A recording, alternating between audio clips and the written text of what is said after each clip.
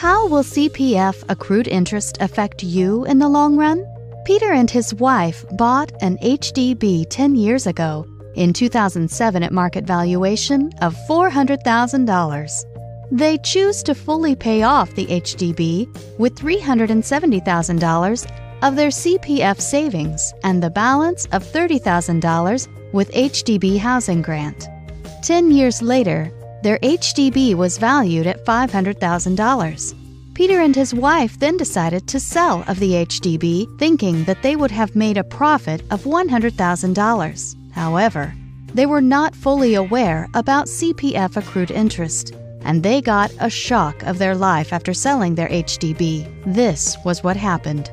Peter and his wife did not realize that although they have fully paid off their HDB, it was with their CPF savings, and they received an HDB housing grant. So what happened was CPF accrued interest kicked in, and it was compounding all this while annually for 10 years.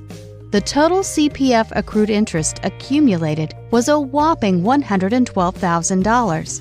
The CPF accrued interest plus all their CPF savings used on their HDB had to be refunded back to their ordinary account upon the sale of the HDB, which adds up to be about $512,100.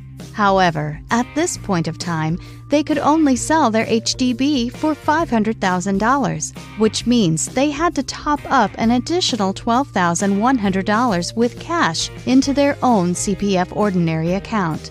They had totally no cash proceeds. So what can you do to avoid getting into this situation? And if you are already in this situation, is there a solution? Call me now for a private discussion. I will show you what can be done to avoid the above situation with a full-fledged financial plan.